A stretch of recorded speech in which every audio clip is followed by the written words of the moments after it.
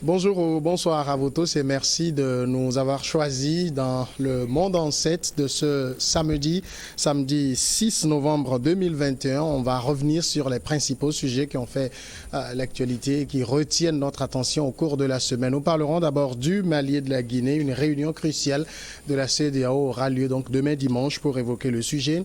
On sera ensuite du côté de la Centrafrique. La tension monte entre Bangui et la MINUSCA. Et en seconde partie, on va revenir sur le Togo, la grève d'avertissement des enseignants. Et pour évoquer ces sujets sur le plateau avec moi, pour faire le débat, Spero Maoulé. Il est le président du groupe d'action pour la gouvernance et la démocratie. Bonsoir Spero Maoulé. Bonsoir Samuel, bonsoir aux téléspectateurs. TV. Merci d'avoir répondu à l'invitation. Face à vous, Eric Johnson, directeur de publication de l'Union. Bonsoir Eric. Bonsoir Samuel, bonsoir Spero.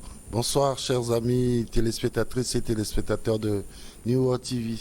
Ça fait plaisir de te retrouver quand même. Hein, Samuel. Merci Eric, plaisir partagé. Le premier sujet, c'est le Mali et la Guinée. On va parler donc de cette réunion cruciale de la communauté économique des États de l'Afrique de l'Ouest. Ce sera demain dimanche. Les chefs d'État ouest-africains se réuniront en sommet extraordinaire. C'est une information de nos confrères de Radio France Internationale. Un sommet de la CEDEAO est donc en effet prévu le 7 novembre pour statuer sur l'évolution de la transition en Guinée où une délégation s'est rendue vendredi. Mais au centre des discussions, il y aura aussi et surtout la transition au Mali alors que la tension est montée d'un cran entre Bamako et la CEDEAO ces derniers jours. Spero Maoulé, la CEDEAO donc se réunit pour évaluer la situation dans ces deux pays. Avant de revenir très concrètement sur les problèmes de transition dans ces deux pays. Est-ce que vous n'avez pas l'impression que ces crises à répétition dans l'espace CEDEAO détournent un peu la communauté de sa mission première? De toutes les façons, la communauté, à mon sens, n'a jamais été dans sa mission première. Parce que quand vous prenez le protocole sur la gouvernance qui somme toute, était un bon test. Si vous prenez ce test-là et vous voyez ce qui est fait dans la zone CEDEAO, ça veut dire que très simplement, la CEDEAO ne veut même pas atteindre ses premiers objectifs. Alors, ce n'est pas les crises qu'il faut plaindre. Oui. C'est plutôt la gestion de cet instrument que constitue la CEDEAO par nos chefs d'État. Et je pense que tous les peuples de la CEDEAO gagneraient vraiment à ce que les chefs d'État fassent plutôt une autre réunion pour se repositionner clairement par rapport aux instruments juridiques qu'eux-mêmes ils ont posés. Aujourd'hui, il y a quelques années de ça, ils ont commencé par parler de la CEDEAO des peuples, oui. Mais à voir de près, il n'y a pas la CEDEAO des peuples. On n'a même pas encore la CEDEAO, malheureusement. On n'a que la CEDEAO des chefs d'État. Et là, il y a un problème. Et non, la CEDEAO des États. Non, la CEDEAO des chefs d'État.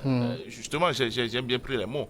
C'est que malheureusement, on ne semble pas avoir dans les actes posés par les chefs d'État quelque chose qui montre que c'est les intérêts des populations qui sont pris en compte. On a l'impression plutôt que c'est les intérêts des chefs d'État qui sont pris en compte. Et dans ce cas-là, c'est clair que la finalité assignée à cet instrument-là ne pourrait jamais être atteinte. Or, les tests qui sont faits par les techniciens de la CEDEAO sont des tests qui peuvent, c'est vrai, être améliorés, mais qui peuvent nous conduire simplement à la CEDEAO des peuples. Rick Johnson, vous avez fait le même constat d'une CEDEAO qui finalement est sur d'autres chantiers. La CEDEAO a quelle vocation? En réalité, il s'agit d'une communauté économique. Oui. Comme telle, la CEDEAO devait s'occuper de la libre circulation des personnes et des biens dans l'espace ouest africain. Mais ce qui se passe aujourd'hui, c'est parce que la sous-région est tout le temps confrontée à des problèmes de succession à la tête des pays. On a dénombré, depuis la création de la CEDEAO, plus d'une vingtaine de coups d'État. Et donc, lorsque la CEDEAO se réunit pour se pencher sur les problèmes dans les différents pays, on a comme l'impression que les résolutions se penchent plutôt du côté des tenants des pouvoirs et non des populations. Oui. Parce que le plus souvent, les populations demandent autre chose par la voie de leur société civile ou de leurs oppositions, mais on voit que la CEDEAO donne plutôt raison au chef d'État. C'est ça qui fait dire, par exemple, à Aspero, qu'il s'agit plutôt d'une CEDEAO des chefs d'État et non d'une CEDEAO des États. Il y a une nette impression de déphasage entre les dirigeants et les populations de l'espace communautaire. Oui, mais vous savez, moi j'ai comme l'impression que la CEDEAO a créé en son sein des institutions, en réalité les commissions, qui sont tout le temps fragilisées par les populations elles-mêmes. Je m'explique. Lorsque, par exemple, on dit aujourd'hui qu'il y a une situation de crise dans un pays, lorsque la CEDEAO intervient, prend des résolutions, tout de suite, les pouvoirs publics s'interposent pour dire non, nous n'allons pas respecter ça.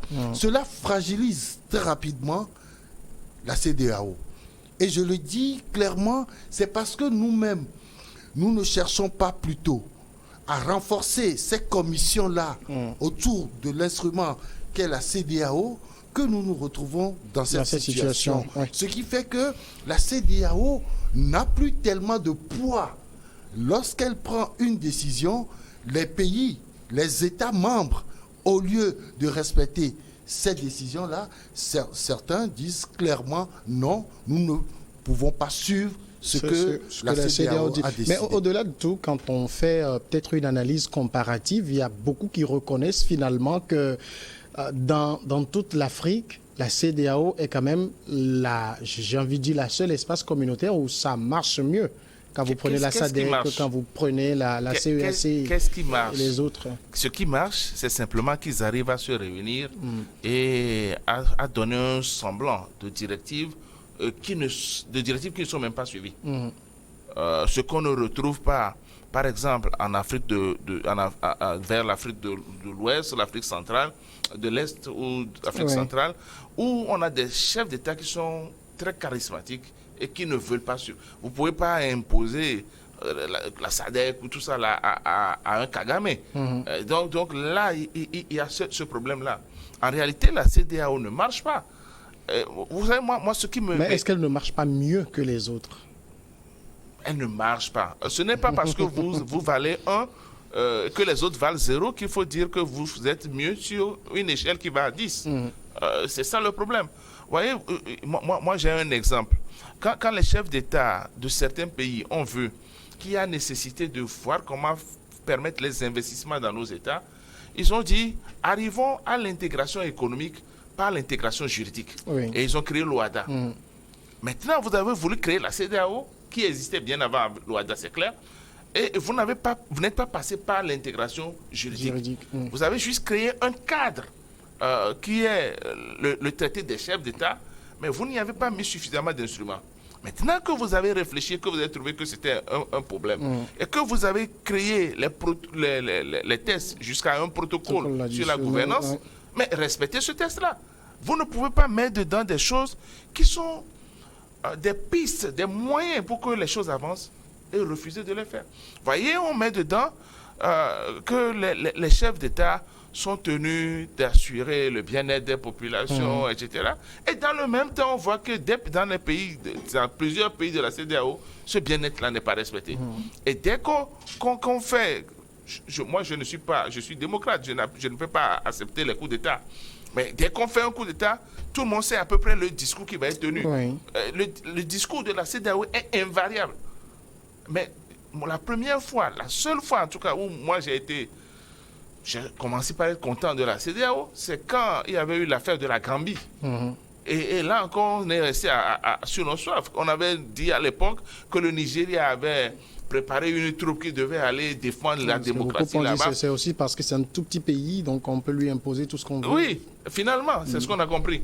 Maintenant, on est dans une situation où vous prenez le Mali, qui est face à une insécurité extraordinaire. Pendant plusieurs années, la CEDEAO n'a jamais cherché à trouver une solution crédible à ça, en dehors des forces françaises qu'on a voulu appuyer. Et aujourd'hui, on dit que la CEDEAO veut faire quoi sur la transition de... Mais est-ce que c'est seulement la transition qu'il faut régir? Vous avez fait un protocole sur la gouvernance et vous savez que l'équilibre de la CEDEAO dépend de l'équilibre des États, du bien-être des populations. Mais mettez-y les moyens. Moi, je trouve absurde que nos États se cramponnent encore à cette histoire de souveraineté juste par complaisance pour que des gens demeurent chefs d'État. Parce que quand vous prenez la CEDEAO, ce n'est pas sur le plan superficiel, ce n'est pas aussi volumineux qu'on ne peut pas réfléchir à voir si on ne peut pas asseoir une confédération où il n'y aurait plus de chefs d'État à l'intérieur, on aurait des gouverneurs, et on aurait peut-être une protection sur le pourtour complet. Et comme ça, on va rassurer la sécurité interne et on serait plus à l'aise. Et chacun veut être chef d'État quelque part. Et on ne conserve que ses privilèges de chef d'État. On ne pense pas aux populations. Alors, Spero Maoulé a lâché tout à l'heure le mot coup d'État parce que dans les deux pays qui nous intéressent, le Mali et la Guinée, il y a eu un coup d'État, ce qui oblige donc la CEDEAO à intervenir. J'ai envie de commencer par le Mali. Pensez que la CEDEAO peut en imposer parce qu'il y a un problème de calendrier qui se pose. Février 2022, vraisemblablement, le Mali ne sera pas prêt. Qu'est-ce que la CEDEAO peut faire? Ce que la CEDEAO peut faire, c'est de trouver justement le juste milieu par rapport à la situation. Il y a eu deux coups d'État. Enfin, si on peut parler ainsi, il y a eu deux situations anticonstitutionnelles dans ce pays-là. Et c'était en août 2020 et en mai 2021. Donc, je crois qu'aujourd'hui, ce qui se passe, les gens qui viennent prendre le pouvoir... Oui, mais sans couper ton intervention, il faut que tu nous réexpliques un peu la différence, la nuance que tu voulais faire en ne disant pas coup d'État dans les deux, mais a dit deux situations anticonstitutionnelles. Oui, non, mais... Les deux sont des coups d'État. Des coups d'État, comment je peux qualifier le second? Coup d'État à la transition. Oui, c'est-à-dire que tout le monde s'était mis d'accord pour que la transition soit gérée par les civils. Oui. C'était ça à la base. Mais l'armée étant derrière, puisque c'est l'armée qui avait fait le premier coup d'État, l'armée est revenue aux affaires. C'est là, je dis, c'est des situations anticonstitutionnelles, tout ça, simplement. C'est clair, dans les deux situations, c'est anticonstitutionnel. Oui. Maintenant, ce que je veux dire au fait, en ne parlant pas de coup d'État... au sens premier du terme. Oui, parce que la première fois, il y a eu des armes qui sont sorties. Mais la seconde fois, c'était un truc qui s'est passé politiquement, dans les coulisses. C'est pour ça que je ne veux pas parler de coup d'État dans les deux situations. Mais ce qui nous intéresse aujourd'hui, la CEDEAO dit il faut aller aux élections le 17 février 2022. Mais les gens sont arrivés en mai 2021. Le temps, parce que jusque-là, aujourd'hui, je pense personnellement que le Mali n'est pas géré. Parce que ce qu'on a promis au peuple malien, c'est d'enrayer totalement sur la carte du Mali ces différentes forces djihadistes qui font véritablement mal. C'est-à-dire que la sécurité au Mali n'est assurée nulle part. C'est pour ça on voit toujours qu'il y a des attentats un peu partout sur tout le territoire malien. Donc aujourd'hui, le Mali n'est même pas encore géré. Il faut que la CEDEAO prenne en compte quand même cette variable-là, pour pouvoir dire, OK, on avait fixé en 2020. En août 2020, disons en septembre, on avait fixé un deadline. Qui est février 2022. Mais là, avec la nouvelle donne, nous pouvons vous donner encore 2 ou 3 mois. Le temps d'ajuster un peu les choses. Parce que si on veut imposer le février 2022, je pense que véritablement, on ne pourra pas organiser l'élection parce que le territoire malien n'est pas totalement entre les mains de ceux qui dirigent le pays. Alors, le 17 octobre dernier, le président ghanéen Nana Akufo-Addo s'était rendu à Bamako. Il avait été dit qu'il a tenu un discours de fermeté à la junte. Discours de fermeté, est-ce que ça veut dire que la CEDEAO va être très intransigeante sur les délais? La CEDEAO des chefs d'État aura tort. La CEDEAO des chefs d'État aura tort.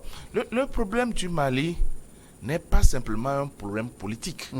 C'est d'abord un problème sécuritaire, mais c'est surtout un problème de malaise du Mali.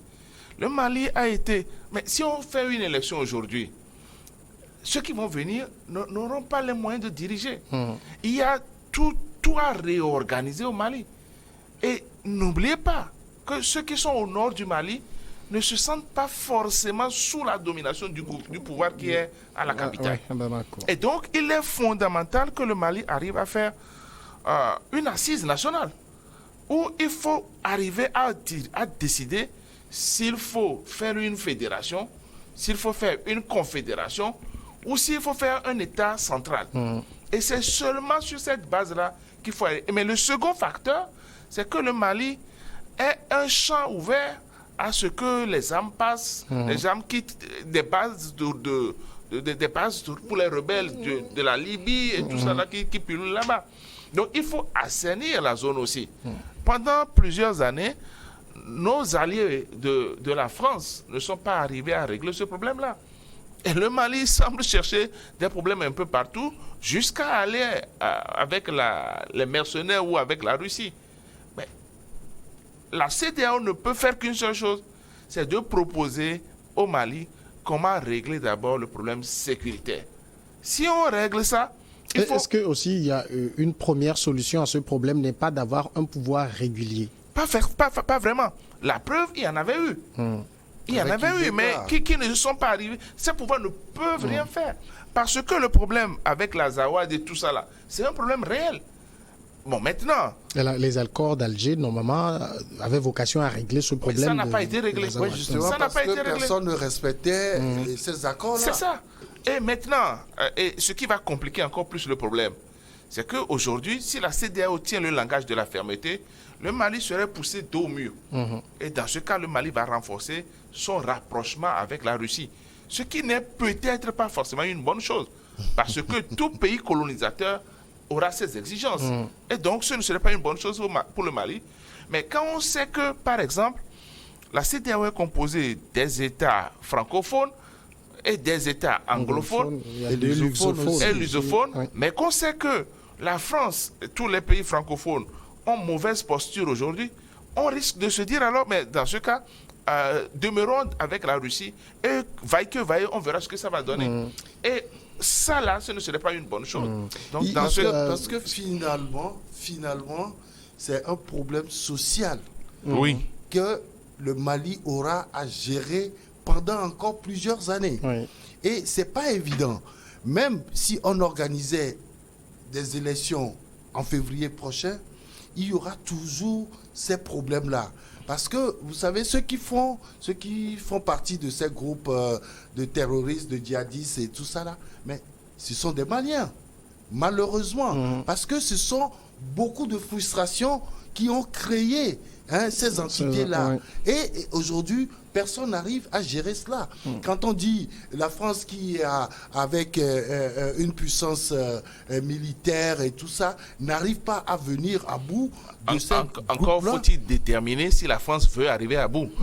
Parce que, oui, il faut travailler avec nous. Attends, nous, on n'est pas sur le terrain. Mais quand nous prenons les facteurs qu'on voit sur le terrain, on a l'impression que la France ne protège qu'une partie du Mali pour pouvoir sucer le Mali. Malheureusement. Et dans ce cas-là, je me demande si la France a une vraie volonté pour régler le problème. On a eu une volonté pour enlever Kadhafi. Oui. Il y a eu une coalition internationale pour enlever Kadhafi. Vous pensez que si on veut vraiment régler le problème du Mali, on ne peut pas faire une coalition pour enlever les terroristes? Quand l'État islamique a avancé en Irak et autres, est-ce qu'on n'a pas trouvé une solution? Oui, donc je suis sûr que il faut voir d'abord la volonté de la France. Ici aussi, au Mali, il y a un problème de maîtrise de terrain. Vous savez, l'armée malienne, mais elle est mal formée, parce que mal armée. Les gens ne sont pas formés sur leur territoire.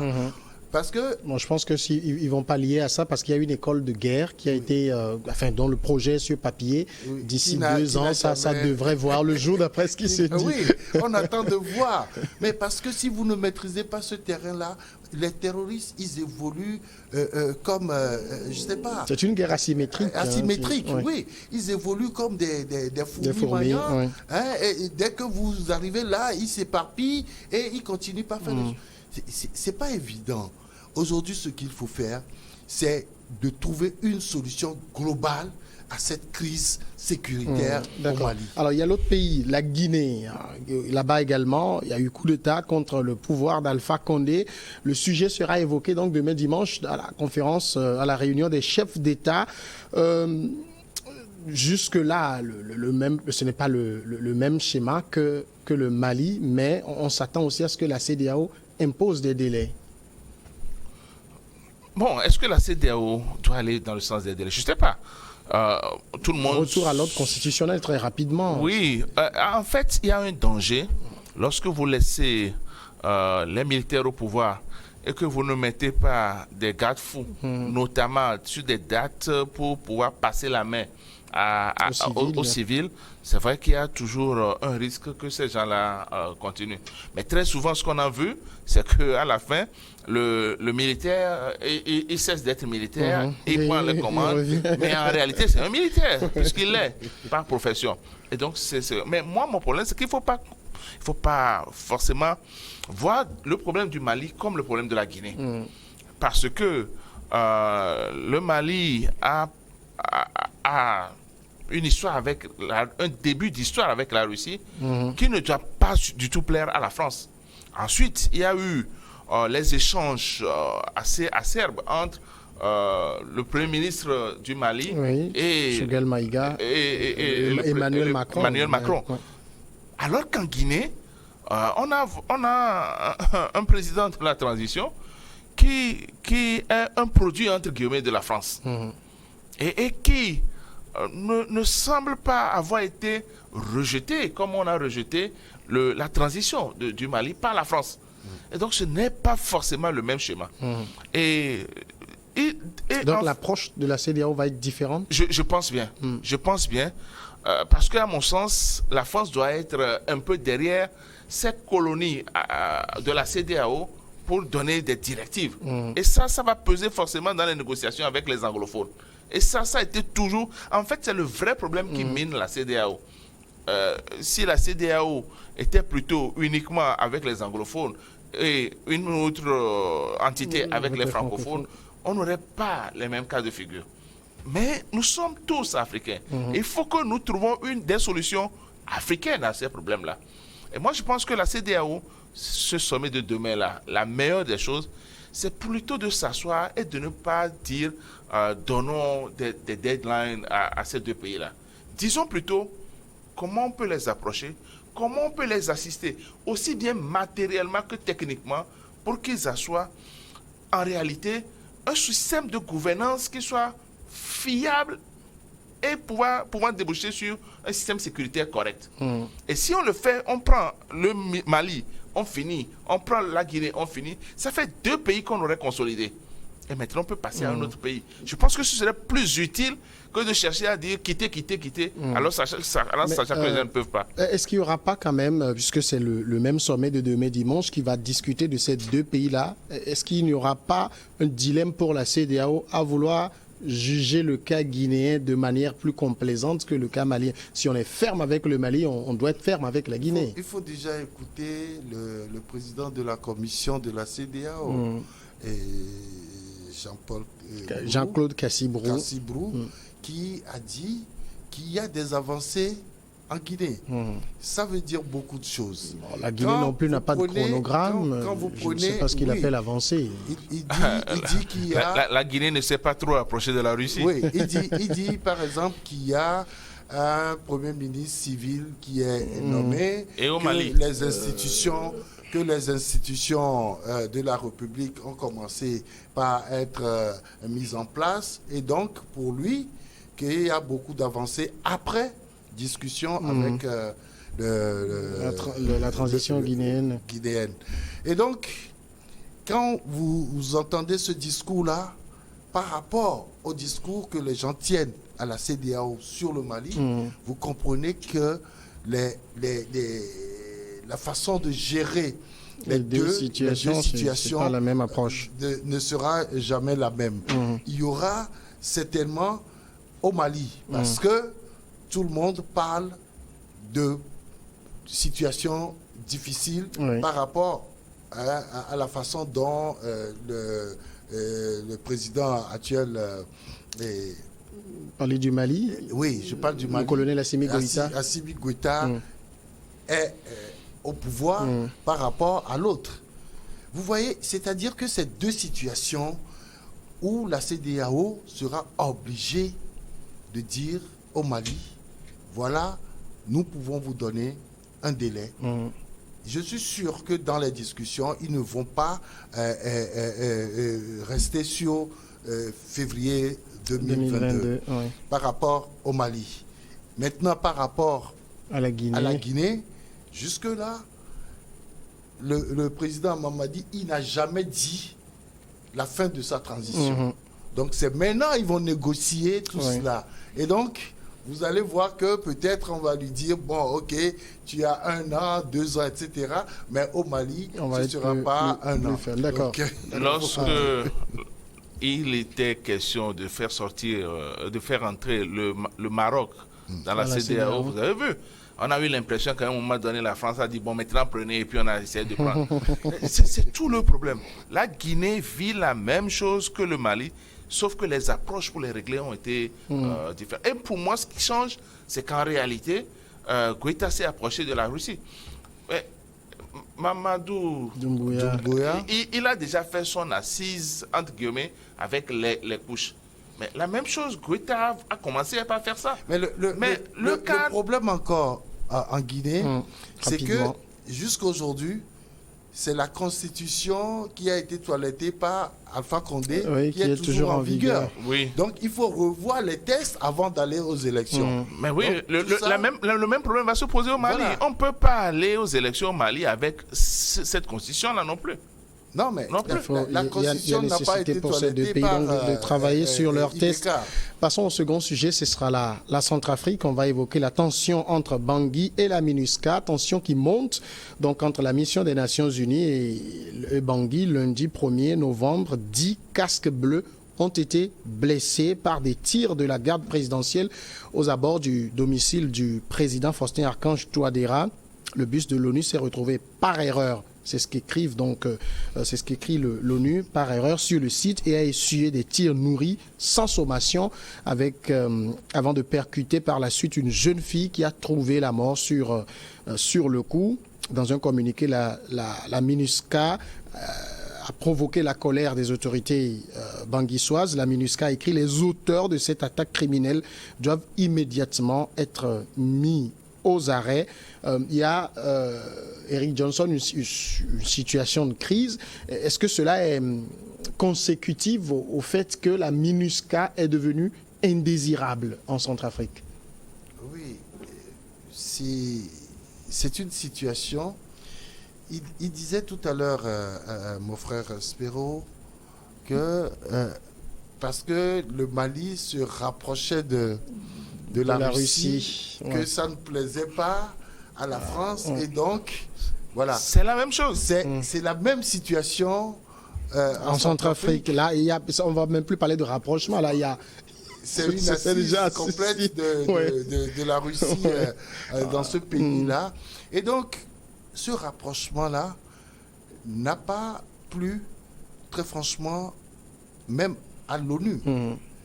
Et pourquoi? Tout simplement parce que c'est une mission qui était, à l'origine, censée régler le problème des rébellions et de la sécurité en Centrafrique.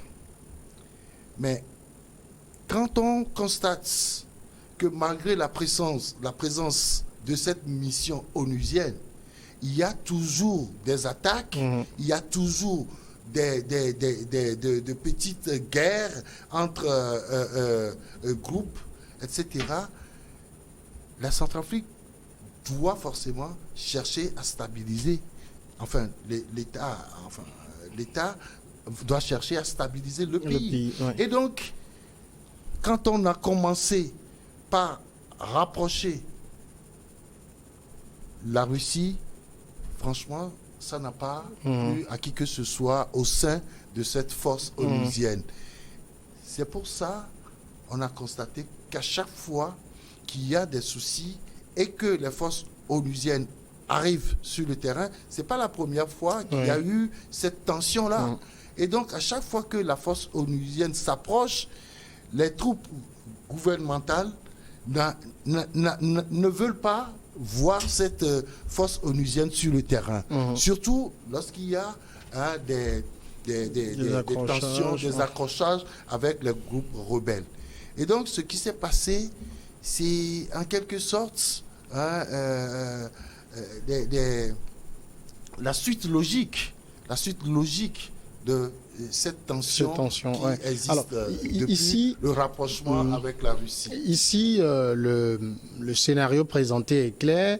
On a une patrouille onusienne qui s'est trop approchée de la résidence du président, qui a essuyé des tirs.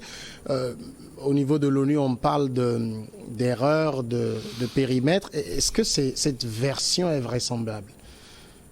La résidence présidentielle, elle se reconnaît quand on est dans un pays depuis plusieurs années. Quand vous prenez la force onusienne dont on parle, qui est vraiment derrière si ce n'est pas la France? Et surtout que pour agir dans un pays africain, il faut toujours avoir l'aval du colonisateur, qui demeure toujours le colonisateur. Et donc, prenez l'incident qu'il y a eu entre la Centrafrique et le Tchad. Parce que le Tchad est toujours inféodé à la France. Et donc, on a voulu créer un incident. Et on va chercher toujours à en créer. Et si c'est possible, le président centrafricain a faire attention, sinon il ne sera plus en vie. Et donc, du coup, je crois que il a déjà dénoncé des tentatives de coup d'État. Donc, je crois que lui aussi, il a pris ses précautions. Et il doit avoir un système d'information. J'imagine qu'on a dû lui dire que ce véhicule-là n'était pas par hasard par là. Et on ne peut pas aller vers la résidence présidentielle si Mais il y a quand même un périmètre de sécurité autour de la résidence. Forcément. Et pour ne pas être arrivé à régler ce problème-là, voilà en Haïti, le président qui est mort. Et donc, c'est normal que dans cette situation de tension extrême, que le président centrafricain est en tout cas un responsable de la sécurité qui ait donné des consignes qu'il faut. Maintenant, dans cette version-là, qui croit? On a dit sans sommation. La sommation devait venir de qui? Normalement, quand vous vous approchez du palais présidentiel en tant que force onusienne, vous devez savoir là où vous allez. Et normalement, vous devez appeler pour annoncer que vous allez là-bas. C'est ce que j'avais envie de demander, parce que est-ce que les missions onusiennes peuvent circuler comme ça sans se signaler Ils doivent avoir une zone d'action. Est-ce qu'ils n'ont pas de boussole? Est-ce qu'ils n'ont pas de commande GPS pour... dans tous les cas, ce qu'ils ne peuvent pas ne pas savoir, c'est où se trouve le palais présidentiel. Et ça ne peut pas être une erreur. Ça ne peut jamais être une erreur. L'erreur serait peut-être qu'on leur aurait dit de venir à l'aide. Et puis on dit après ne venez plus. Mais ce n'était pas le cas. Donc ils ne peuvent pas dire qu'ils se sont trompés. Alors il y a le gouvernement de la Centrafrique qui a demandé qu'il y ait une enquête conjointe. Cela a été rejeté par l'ONU qui dit que la MINUSCA fera ses propres investigations. Est-ce que ça devrait se passer comme ça? Non, mais... On va envoyer des experts français. Oui, voilà là où il y a un véritable problème en Afrique. Lorsqu'on accuse un chef d'État ou un dirigeant africain d'avoir commis des bévues, on demande une enquête conjointe. Mais dans le cas où c'est une force de mission onusienne qui est accusée, on dit non, nous-mêmes, nous allons mener nos enquêtes indépendantes. Non, je pense que le langage diplomatique doit changer aujourd'hui. Parce que les gens... Vous ne pouvez pas tout le temps dire, vous accusez les gens et quand l'État dit nous allons mener des enquêtes, vous dites non, il faut faire venir des experts et tout ça. Mais aujourd'hui, vous dites non, que vous n'allez pas mener ces enquêtes-là avec l'État qui vous accuse, que vous voulez faire. Non, je pense qu'il y a un véritable souci et que forcément l'État centrafricain doit mener ces enquêtes-là avec la force onusienne pour que nous puissions avoir une idée claire de ce qui s'est passé. Est-ce que finalement, que ce soit en Centrafrique ou dans les autres pays où l'ONU est présente, ces forces ne sont pas en train de devenir non grata? Bon, de toutes les façons, avant de répondre à ça, je voudrais quand même dire qu'il y a une jurisprudence. Où, dans l'affaire de l'Irak, où on a dit il y a des armes de destruction massive et on a détruit tout un pays avant de se rendre compte qu'en réalité, c'était même pas sûr. C'est le même problème. Pourquoi la Centrafrique ne peut pas participer? Surtout qu'elle n'a pas dit qu'elle va faire seule l'enquête. Elle dit on va faire conjointement. Pourquoi vous voulez dire non? Voilà le problème. Aujourd'hui, quand vous voyez les casques bleus, là où on a envie de les voir, on ne les voit pas là-bas. Le problème avec l'Éthiopie a commencé. Jusqu'à présent, on n'a envoyé aucun casque bleu pour régler. On n'a pris aucune mesure réelle pour régler ça. On va attendre quand les choses vont empirer et qu'il n'y a pas de solution directe. C'est en ce moment-là qu'on va dire on va envoyer des casques bleus, etc. Parce qu'il n'y a pas d'intérêt à intervenir pour le moment, c'est tout. Et donc, je pense que si les Nations Unies veulent garder leur crédibilité, il faut changer les choses. Ce n'est pas seulement les forces de maintien de la paix qui sont maintenant vues différemment par l'Afrique. Il y a même le problème avec Covid, où les Africains ont commencé par douter de l'OMS. Donc voilà des situations que les Nations Unies sont en train de créer et des situations qui risquent de fragiliser les Nations Unies. Et si on ne prend pas garde, et on va aboutir au même échec qu'avec la SDN dans le temps, si les choses ne se corrigent pas. Il est temps que les puissances qui détiennent le veto au niveau des Nations Unies comprennent que l'Afrique a commencé par avoir des intellectuels qui réfléchissent autrement. Et donc, il faut tenir compte de tous ces éléments-là dans les donnes aujourd'hui. On va arriver à un moment donné où on aura de bons chefs d'État qui sauront dire non et qui sauront faire des alliances entre eux en Afrique. Et je pense que nous allons gagner beaucoup de choses. La ministre... Excuse-moi, mais quand tu dis que ces forces onusiennes sont devenues non grata, mais c'est tout à fait logique. Au vu de tout ce qui se passe après, il y a des ouvertures d'enquête qui ne sont jamais fermées. C'est-à-dire, on n'a jamais de viol. Mais attends, c'est clair que les gens doutent de la crédibilité de ces forces-là aujourd'hui en Afrique. Que ce soit en RDC, que ce soit même au Burundi, que ce soit au Mali, etc. Mais après, voyez-vous par exemple, où à la MINUSCA là même, on a renvoyé les troupes gabonaises pour raison de je pense viol, de mœurs légères, etc.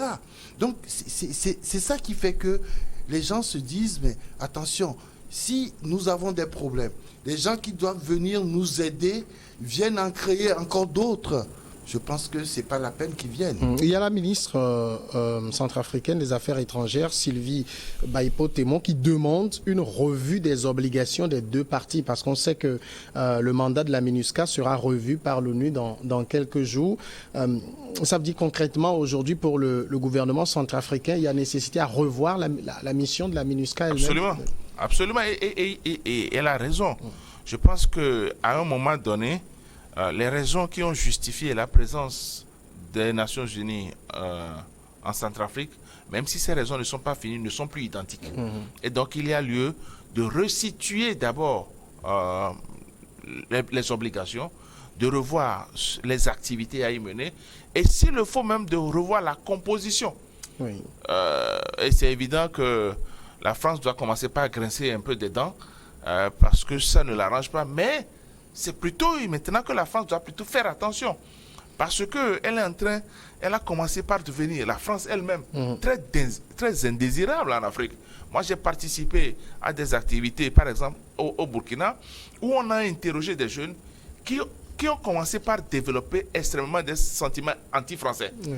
Et on a dû même les convaincre, parce que c'était l'objet de notre mission, que non, ce n'est pas la France qui est le problème, c'est peut-être des prises de position du gouvernement français. Mais maintenant, il faut que le gouvernement français réfléchisse autrement. Parce que ça ne sert à rien de vouloir ancrer l'ancien esprit de colonisateur encore dans nos réalités.